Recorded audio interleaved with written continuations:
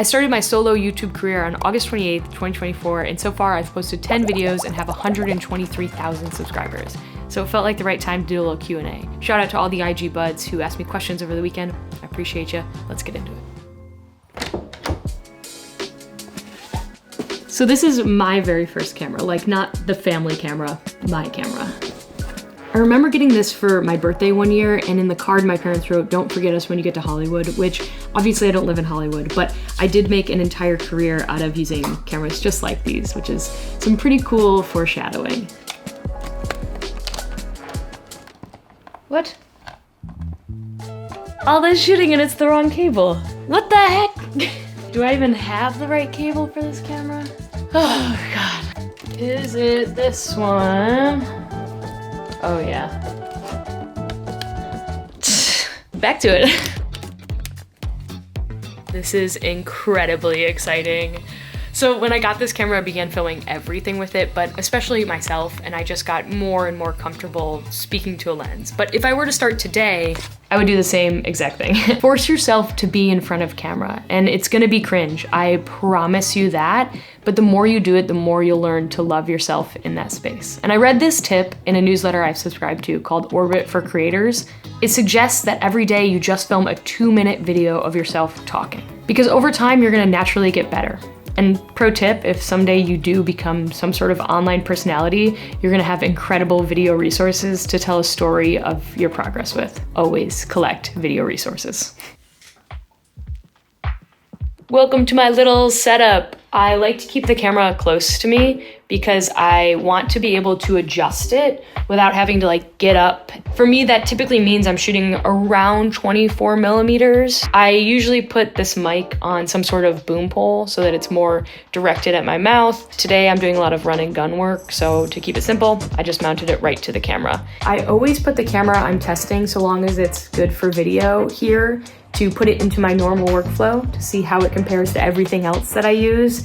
Today that means I'm using a Sony A1 Mark II with the new 24 to 70 millimeter lens, which is way more power than what I need for this setup. Otherwise, I'm using an A7C Mark I, or I've been using a lot of the Nikon Z6 Mark III, which I have on loan, which is also more power than I truthfully need. China ball, always a China ball with a skirt, but it's really important for me to shape light. I don't want it all over the background, so I really hone it in on just myself. And I'm using the Hobo light. I think it's the Avant Max. It looks pretty, it works well. The fan is a little loud, but nothing, you know, I can't take out in post. I want to get a backlight working, especially in winter when this room is naturally dark. I just haven't gotten there yet, so that's next steps for me. Gear. Can't even see the gear. Check, check, check, check. Oh, we're rolling. How long have we been rolling? It's never a good sign. If I were starting on YouTube today, I would prioritize audio first. And maybe that's just getting a cheap little $20 lav that you can plug into your phone. Maybe that's just using your phone, or maybe it's getting something like the Rode Go 2s, the new little mini DJI mics. For a camera, use the best thing that you can afford. And maybe that's just a phone, but if you have the money, something maybe like an A7C Mark I, the love of my life, all the way up to something like the Nikon Z6 III. But just buy the best thing that you can with what you have. And don't be afraid if that thing is your phone. You'll need a tripod or something to hold your camera. This is a very cheap Me Photo. I have no idea what that brand is or even if it even exists. Tripod that I got so many moons ago, and it still works great, but just get something that you can put your camera on. And if you want to get better with your gear, here are some YouTube videos I love. I'll also link them down in the description for you. But if you're just getting started, my best piece of advice is use whatever you have and just start. Starting is actually the hardest part, and posting is even worse, but you have to just get going and get working, and that's how you're gonna get better and you're gonna learn. So, best of luck, you got this. Face the camera, face the page, face the edit, just do it. Okay, let's go outside. This is my 2012 Acura MDX. Like I do with many of my videos, I'm using this video as an excuse to get to a hike that I have been wanting to check up on. Oh, but I forgot my crampons. Let's hope for the best. The bane of my existence, right there.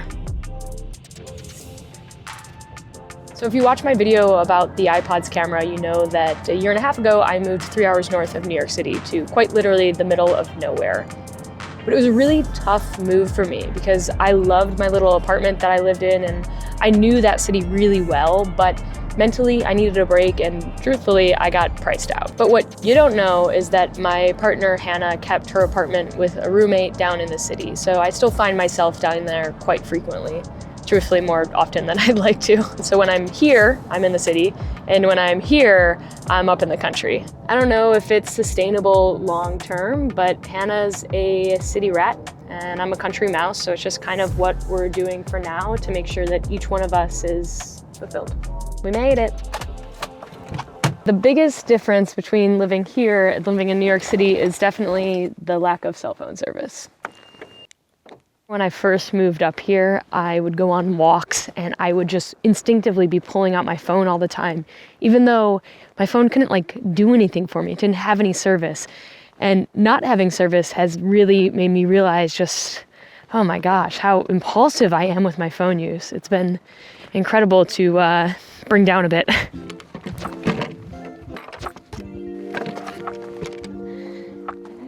My calves are screaming. Oh God, I am so winded. Why does this feel like the hardest thing I've ever done? It's a good time to say, you don't have to be in incredible shape to love the outdoors.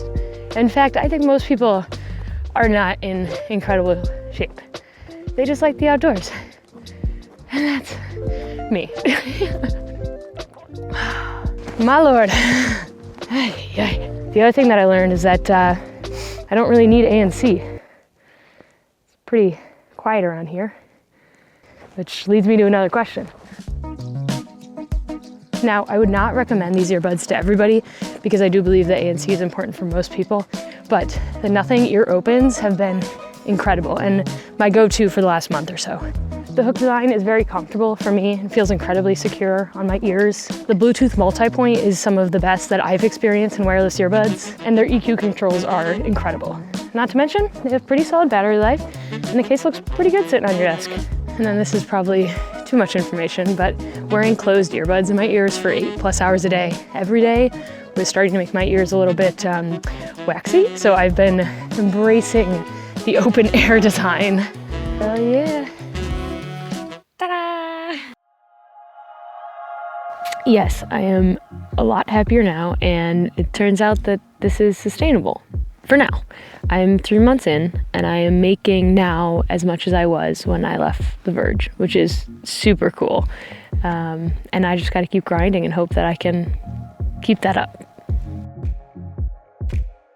So when I was still at The Verge, I did this creator series where I went and profiled other creators, and I would show up and they would give me a whole day to film with them and hang out with them, and I just got the impression that they had a lot of free time for some reason, but it turns out I have no free time. That was totally wrong to think that I would. I work pretty much every day, and this job is my life at the moment, which I don't mind because I love it and I'm building something, but I am looking forward to the day that I can bring somebody on to help.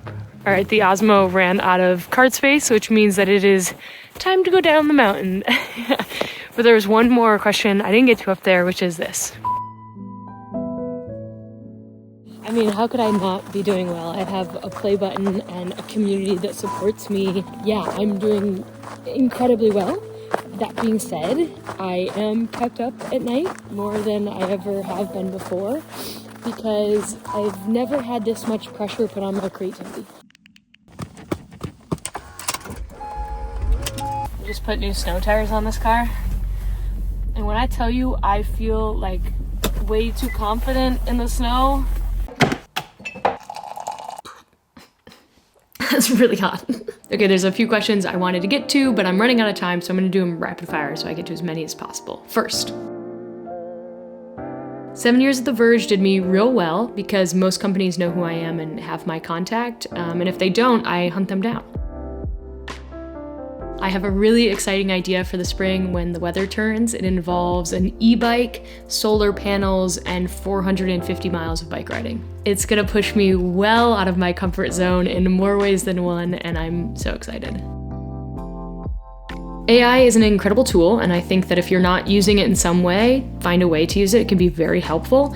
But I hope and I pray and I think that the human experience will win out when it comes to like content creators. I mean, I'd rather watch a real person than a bot. Pitch me. If you go to my website, beccafarsace.com, you can submit a form, and if I like your idea, then yeah, let's link up. Mechanical keyboards. What do you think about tech? Bad. So that concludes the Q&A over on Patreon this week. I'm actually posting an entire behind the scenes vlog of how I made this video and more of my editing process and my file organization. So if you're not a member, now might be a great time to become one. Appreciate you, bud. Next week, I have a video that's a little bit more like the iPod video, and I'm very, very excited for you to see it. So until then, see you in the next one.